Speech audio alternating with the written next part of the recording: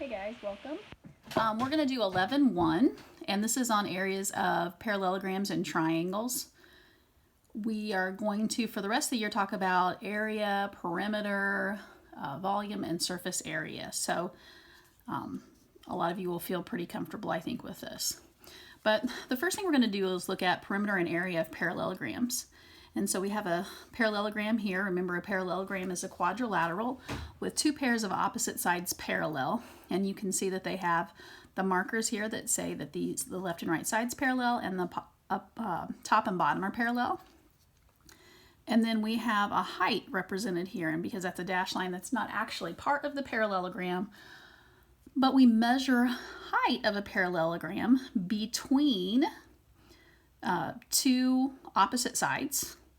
And that height has to be perpendicular to both sides. So you can see that we actually form a right angle here and a right angle here. So it says any side of a parallelogram can be the base. So I could have these be the bases or these, depending on where I have it.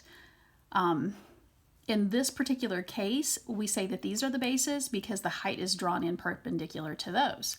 If we were to let these sides be the bases, okay, and again, parallel sides, then we would have to draw in a height like this so that it would then be perpendicular to those sides. And these would no longer be considered the bases. But the height must be perpendicular to a set of parallel bases and is the distance between those bases. We have a formula for the area of a parallelogram. Area is the base. So we take a base, whichever one we're using there, and then we're going to multiply that times whatever the height is. If we wanted to find perimeter, the perimeter would just be the sum of the sides.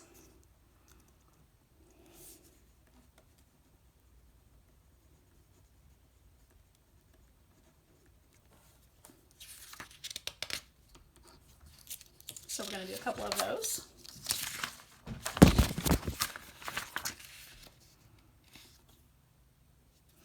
The first one says find the perimeter of parallelogram ABCD. And you can see here that we have a little dashed line and it's perpendicular to some sides. That has to be the height. So that means that the bases would be the ones that are perpendicular to that. So either BC or AD.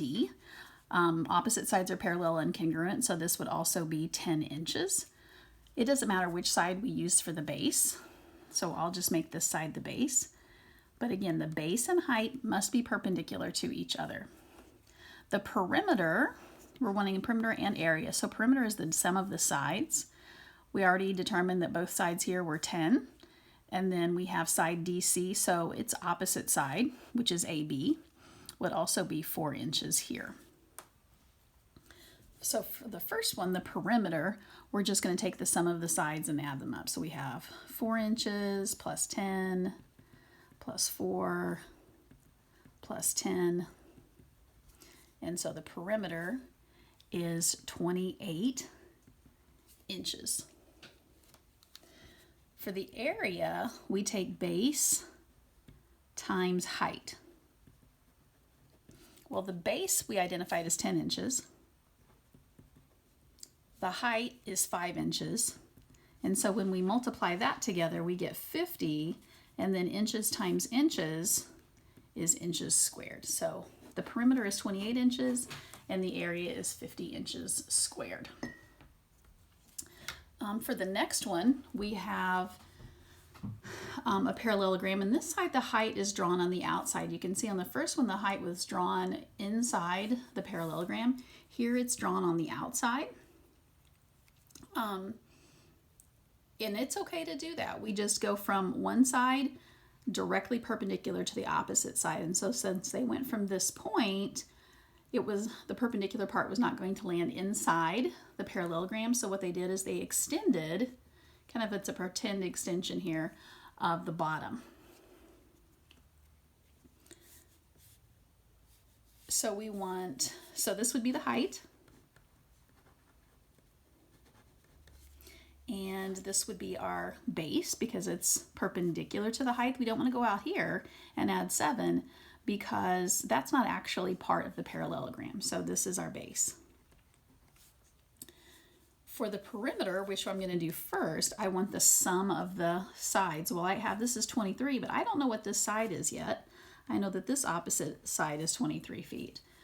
You can see that we have a right triangle here, so I'm going to do a little Pythagorean theorem. A squared plus b squared equals c squared to get this hypotenuse here.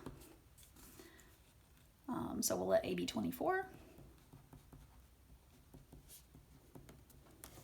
And so 24 squared is 576 plus 49 equals c squared.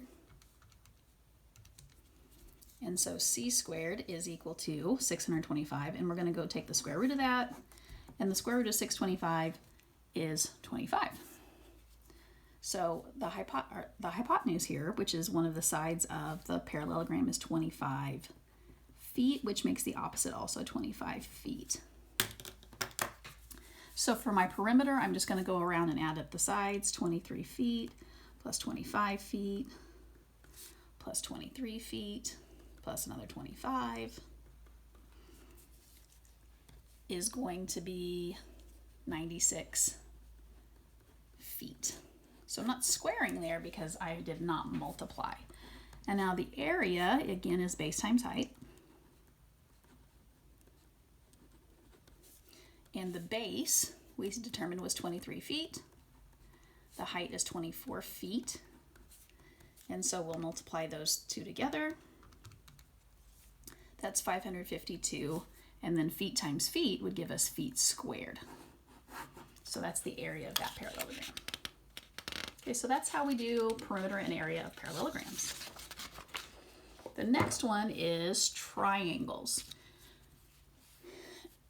Again, the base can be any side of the triangle, but the height must always be drawn perpendicular to the base. So we would go from a vertex to the opposite side, and the opposite side would become the base then. So let's say if this is the base, then we would have to draw a height here.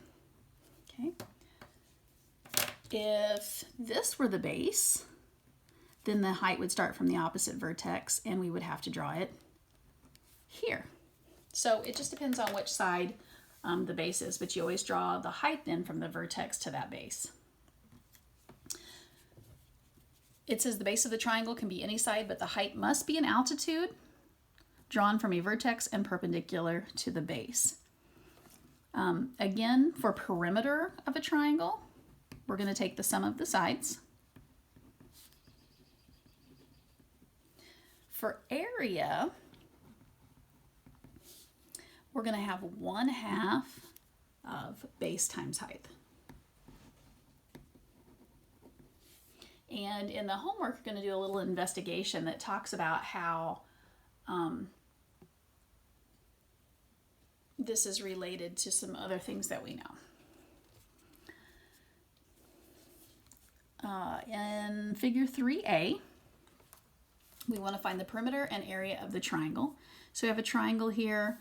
Again, we don't know all three sides. We have this one is 19, this one is 41.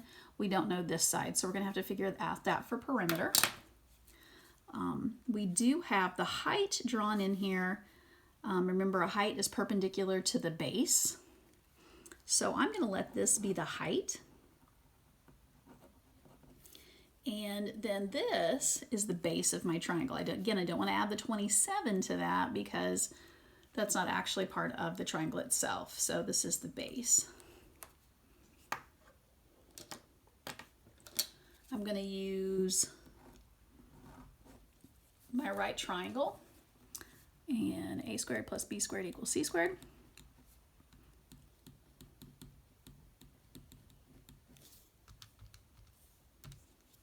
So 27 squared is 729 plus 900 equals c squared.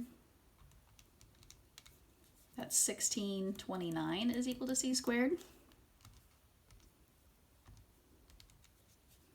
And so C is about 40.4 inches.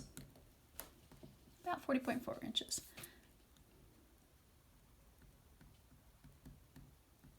So when we do the perimeter and we add up all the sides, we have 19 inches plus 41 inches plus that 40.4 inches. And we're going to add all of that up.